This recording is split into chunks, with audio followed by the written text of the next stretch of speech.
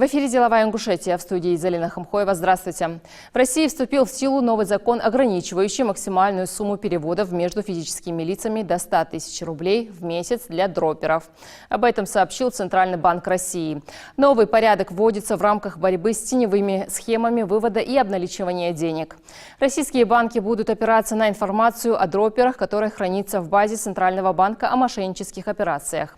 Как отмечает Банк России, для клиентов из этой базы организации теперь будут вводить лимит. Человек, замеченный в подозрительных операциях, не сможет переводить себе или другим людям более 100 тысяч рублей в месяц. При таком ограничении гражданин, с одной стороны, сможет совершать жизненно важные переводы, а с другой не будет заниматься выводом и обналичиванием похищенных денег, подчеркнули в ЦБ. Если человек попадает в эту базу, ему могут приостановить действие карты или онлайн-банкинга. Если банк этого не сделал, то теперь банки приостановят ему переводы на сумму свыше 100 тысяч рублей. Карту обязательно заблокируют и закроют доступ к онлайн-банку, если сведения о человеке попали в реестр от правоохранителей. Если клиент захочет совершить перевод на сумму более 100 тысяч рублей, ему нужно обратиться в отделение банка с паспортом или другим документом, удостоверяющим личность. В прошлом году ЦБ расширил перечень признаков мошеннических операций, которыми должны руководствоваться банки при проведении транзакций физических лиц. Основанием для отказа в переводе средства стала информация о возбужденном в отношении получателя уголовном деле, полученная по любым каналам. Перевод на счета, по которым ранее, по оценке антифрод-системы банков, была зафиксирована мошенническая деятельность, поступившие от сторонних организаций данные, свидетельствующие о мошеннической операции, например, информация от оператора связи о нехарактерной для клиента телефонной активности перед переводом средств или росте числа входящих сообщений с новых номеров, в том числе в мессенджерах. Банк России на заседании 25 апреля сохранил ключевую ставку на уровне 21% годовых. На этой отметке она держится уже полгода, но теперь регулятор частично смягчил сигнал, убрал из релиза фразу о возможности повышения ставки на будущих заседаниях, которую использовал месяцем ранее. Дальнейшее решение по ключевой ставке будет приниматься в зависимости от скорости и устойчивости снижения инфляции и инфляционных ожиданий, говорится в апрельском решении по ставке. Председатель Банка России Эльвира Набиуллина подтвердила, что вероятность такого сценария снизилась. Базовый прогноз регулятора по-прежнему допускает возможность повышения ставки. Согласно ему, в случае негативного сценария она может достичь 22%. Республика Ингушетия показала рекордные темпы роста оборота оптовой торговли в первом квартале 2025 года, заняв первое место в стране. По данным Росстата, показатель вырос на 94% по сравнению с аналогичным периодом прошлого года. Такой результат стал возможен благодаря системной работе властей по поддержке бизнеса, легализации теневой занятости и повышению прозрачности экономики. В регионе активно развивается инфраструктура, снижаются административные барьеры, что стимулирует предпринимателей выводить операции из тени. Этот результат – подтверждение правильности выбранного курса. Мы целенаправленно работаем над созданием благоприятных условий для бизнеса, сокращением неформального сектора и увеличением налоговых поступлений. Но останавливаться на достигнутом не будем. Впереди новые задачи по диверсификации экономики и привлечению инвестиций. Вот что сказал глава республики Махмуд Али Калиматов по этому поводу. Эксперты связывают рост показателей не только с легализацией теневого бизнеса, но и с активным развитием логистики и торговых сетей в регионе. Власти Ингушетии намерены и дальше поддерживать предпринимателей, чтобы закрепить положительную динамику, сообщает пресс-служба главы и правительства Республики Ингушетия. По закону бизнес не может злоупотреблять доминирующим положением. В том числе компании не должны завышать цены на товары и услуги. Если нарушать это требование, бизнесу грозит штраф не менее 100 тысяч рублей. Чтобы предупредить риски в этой части, заранее юристы рекомендуют организовать в компании систему антимонопольного комплекса и регулярно проводить аудит. Если же антимонопольное дело уже завели, следует заручиться помощью экономистов, которые составят грамотный отчет о состоянии товарного рынка. Такие заключения помогут убедить госорган в обоснованном изменении цены. Прежде чем штрафовать компанию, антимонопольный орган возбуждает дело о нарушении конкретного законодательства. Так, ФАС России начала антикартельные проверки в отношении 12 компаний, выпускающих куриные яйца. Об этом заявили в пресс-службе ведомства. Проверки, как сообщили на сайте ФАС, связаны с увеличением стоимости в оптовом сегменте социально значимых рынков. Сотрудники ведомства оценят действия производителей на предмет подписания антиконкурентных соглашений. Как Ингушское управление ФАС России исполняет федеральный закон о защите конкуренции, далее в интервью. С 1 марта 2025 года вступили в силу изменения в 135-й федеральный закон о защите конкуренции. Подробнее об изменениях, а также о проводимых антикартельных проверках будем говорить с гостем в студии. Ахмед Аушев, начальник отдела торгов Управления антимонопольной службы по Республике Ингушетия. Здравствуйте, Калшин, приветствую в студии нашей программы. Все уже заметили, да, что ФАС России вообще сейчас ведет масштабные антикартельные проверки. Вот как вы думаете, с чем это связано и отражается ли это на работе регионального органа? Картель – это одно из основных нарушений антимонопольного законодательства, способное привести к повышению цен и зачастую к снижению качества товаров, работ, услуг. Если на товарном рынке отсутствует картельное соглашение, то участники такого рынка борются между собой по цене и качеству. А конечный потребитель, то есть мы, население, в результате можем выбрать себе наилучшие предложения.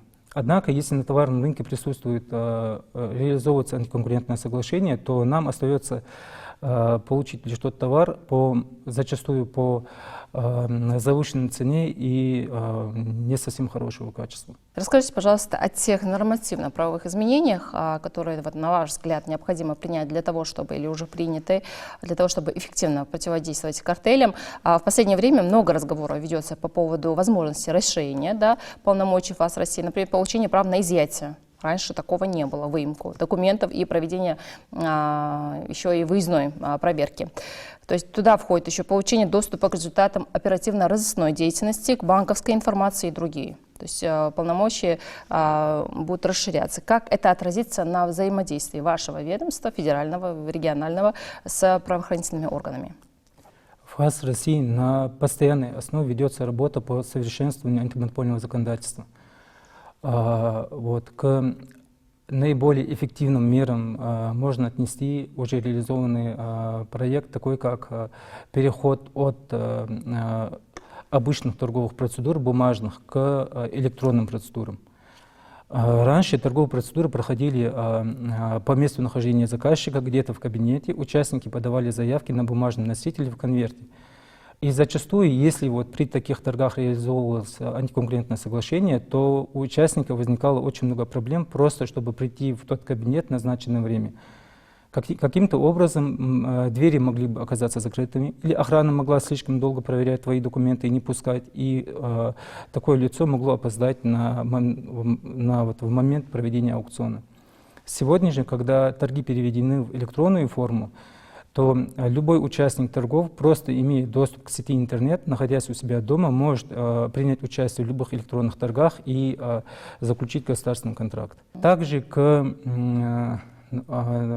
учитывая из последнего, из актуального, можно отметить принятый по инициативе Ингушского УФАС закон, наш республиканский закон, запрещающий реализацию государственного имущества без проведения торговых процедур. Совсем недавно у нас в республике, да и в целом по России, была такая ситуация, что если государство реализовывало имущество, машины, строительная техника, прицепы, прочее, в таком случае, если именно заказчиком, организатором торговли являлся орган власти, в обязательном порядке проводились электронные торги. Однако в случае передачи такого имущества иным лицам на основе участие в конкурсе, иным лицам на основе хозяйственного ведения, то такие лица могли уже реализовывать такое имущество без проведения торговли напрямую с определенными лицами, с единственным участником. В прошлом году нами выявлено десятки случаев такого факта нарушения, принято решение соответствующее, виновные лица привлекаются к административной ответственности. И по итогам проведенной работы сегодня у нас эта лазейка, она закрыта. Сегодня даже если орган власти продает или если вы передали такое имущество. Да, Ну, была вот новость, именно в отношении органов власти была проведена проверка, выявлены нарушения, и виновные были наказаны, да. Не могу затронуть резонансное дело 2021 года, когда Ингушское управление ФАС раскрыло картельный сговор на сумму более 9 миллиардов рублей. Получается, это было 7 тысяч незаконных сделок. Так, давайте освежим эту информацию в памяти. Тогда нами было установлено, что несколько участников торгов сговорились между собой, и в целом по России, не только у нас в Республике Ингушетия, в целом Там было затронуто несколько регионов. Да, там Сколько очень много регионов было. Да. Там в целом по России реализовывали антиконкурентные соглашения, причем очень агрессивные. Когда они вдвоем заходили, то у других лиц не было возможности принять участие в данных аукционах. По итогам выявлено было, что сговор реализовался на 7 тысяч закупках. Общая сумма была тоже огромная, около 9 миллиардов. Это опыт прошлых лет. Давайте сейчас о более актуальном. Сколько всего уголовных дел по антикартельным расследованиям у вас по Ингушетии в 2024 году было доведено вот конкретно до суда? Именно в прошлом году, в 2024 году, у нас решение есть по нарушению антимонопольного законодательства, однако по ним уголовных дел не возбуждено. Поэтому в прошлом году у нас таких дел нет.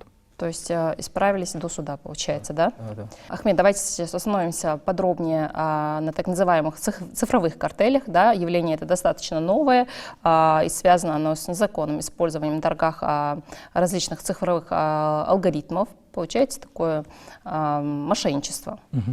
Каких успехов в противодействии вот таким антиконкурентным практикам удалось достичь на сегодняшний день? Имеются многочисленные программные обеспечения, которые позволяют за участников торгов подают заявки, подают ценовые предложения. И в целом ФАС не против таких программных обеспечений, раз они облегчают работу участников торгов. Однако зачастую недобросовестные участники рынка в целях реализации антиконкурентного соглашения могут прибегать к таким программным обеспечениям. Вследствие вот таких обстоятельств антимонопольным органам выработаны свои программные обеспечения, которые способны проводить постоянный анализ торговых процедур. И в случае, если мы видим ненормальное поведение участников на торговых процедурах, если, допустим, в одних и тех же торгах постоянное минимальное снижение или, к примеру, совпадение IP-адресов, такая программа нам уже более точно некоторые закупки выдает. И если мы видим такие признаки, то уже мы начинаем комплексные проверочные мероприятия в отношении закупочной деятельности таких хозяйствующих субъектов. То есть уже не действенно, да, на цифровые картели? Они, конечно, может и действуют, да, но постоянно и выявляются они, но мы нашли меры противодействия таким, вот таким явлениям, как роботы, как программное обеспечение. Также стоит отметить, что одним из важнейших изменений, вы это отметили вначале, но хотелось бы более подробнее на этом остановиться, на этом вопросе. Одним из важнейших изменений в порядок проведения госзакупок является перевод. И с 1 января 2019 года все закупочные процедуры были переведены на электронную форму. Также был создан единый реестр участников закупок. Повлияло ли это на число картельных сговоров? Процесс цифровизации закупок очень положительно повлиял на процесс выявления картелей. Раньше все торги проходили, вот как я уже сказал, на бумажном носителе, и мы не знали, что там происходит за закрытыми дверьми. Сегодня же, так как все автоматизировано, сегодня, так как торги проходят в электронной форме, мы видим у нас, вот для нас, для контрольного органа, все действия участников торгов, действия государственного заказчика у нас как на ладони. Мы видим, с какого IP поданы заявки, видим, на каком компьютере создавались файлы этих заявок, видим прочие электронные следы, так как это электронные торги.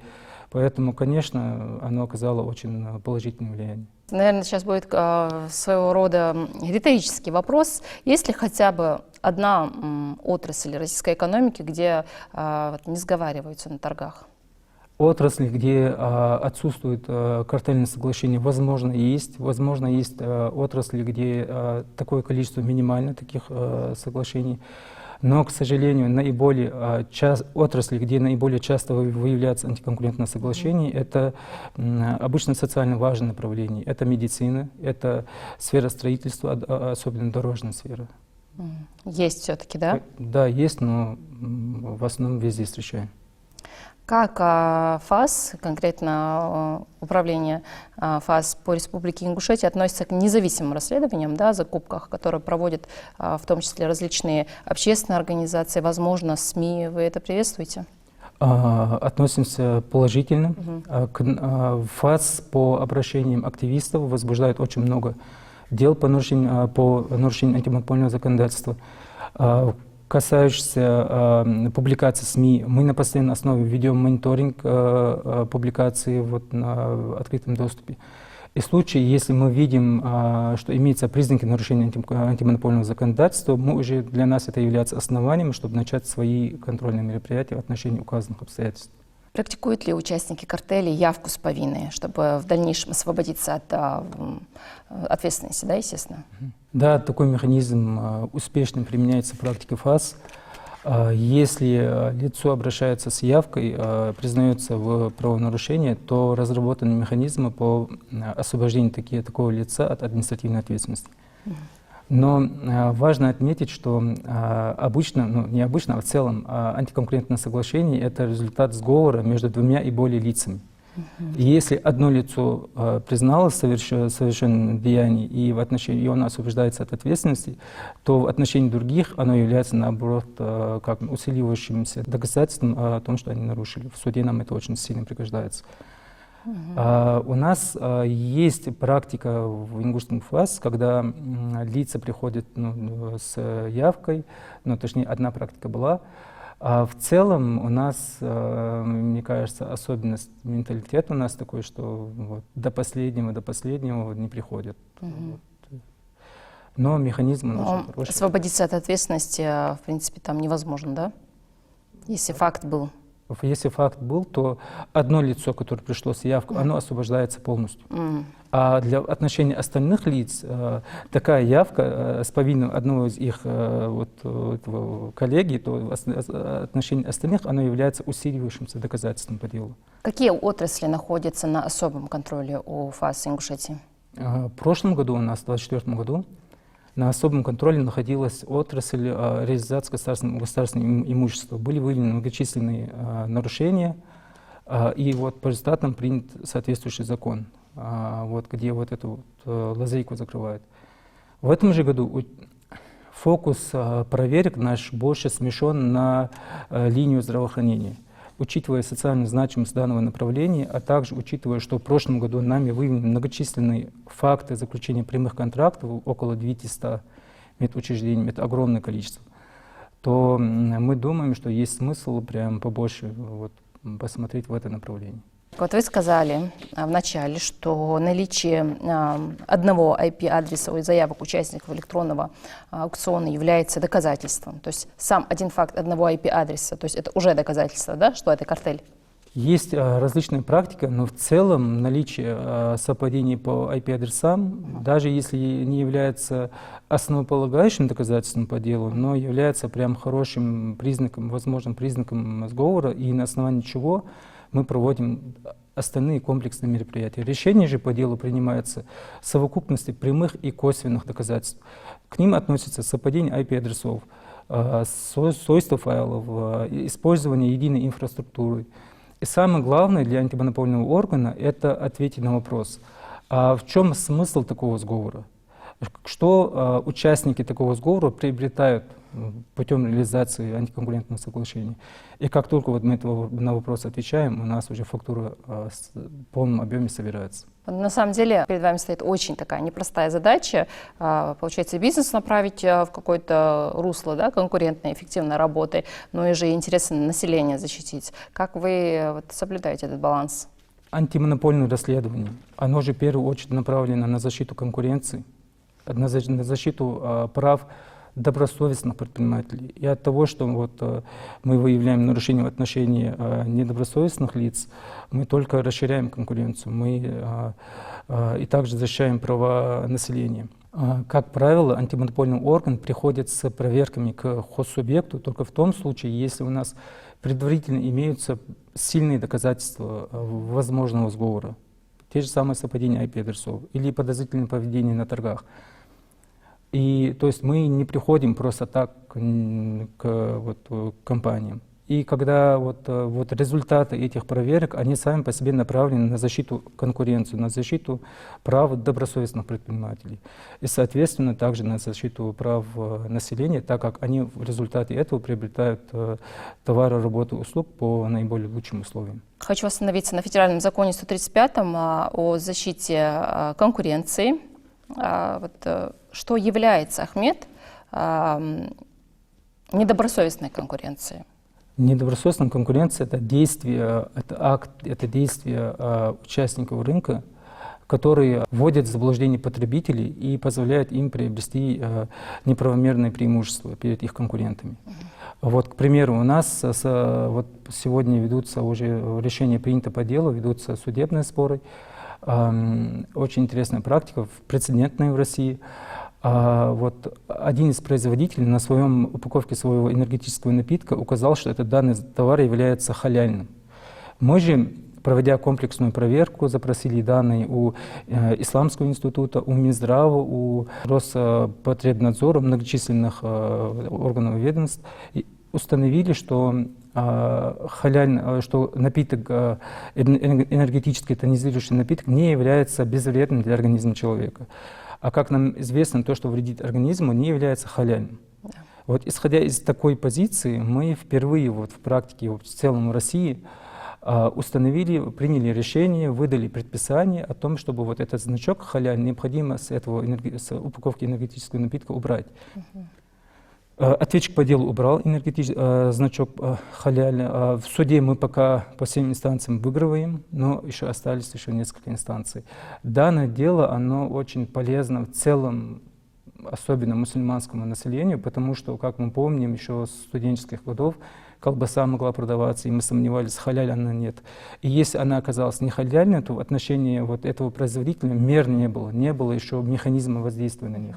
Но сегодня, так как мы уже проложили путь в отношении, допустим, на примере энергетического напитка, то данный прецедент можно уже использовать в отношении и других товаров. Вот такая у нас интересная история была ингушского УФАС. В Республике Ингушетия одна из первых по России был принят закон, запрещающий продавать энергетические напитки, по-моему, несовершеннолетним детям. А в целом сегодня принят еще и федеральный законопроект, согласно которому энергетические напитки нельзя продавать несовершеннолетним. Я очень надеюсь, что скоро это тоже будет у нас более строже отслеживаться. Конечно, это же здоровье следующего поколения. Можете ли вы дать такие ваши профессиональные рекомендации бизнесу о том, как не нарушить антимонопольное законодательство и вот на что следует обращать внимание в первую очередь? Как не нарушить антимонопольное законодательство? Я бы посоветовал обращаться, не стесняться обращаться в антимонопольную службу. К нам можно всегда позвонить и спросить, является ли то или иное действие нарушением. Нам легче, и им легче, и нам легче заранее предупредить это нарушение. У нас нет цели больше выявить нарушение. У нас задача привести рынок в порядок. И также посоветовал бы участникам рынка не кооперироваться со своими конкурентами, не обсуждать с ними цену товара, работ, услуг, действовать добросовестно, исключительно в своих интересах и на благо нашего народа. Ахмед Аушев, начальник отдела торгов Управления антимонопольной службы по Республике Ингушетия, сегодня у нас был в гостях. Спасибо вам, что пришли. На экранах своих телевизоров видите адрес электронной почты, на который вы можете отправить вопросы. Если они у вас есть, мы обязательно постараемся озвучить их в студии нашей программы. Нам очень важна обратная связь. Адик Халшмяш Далчу.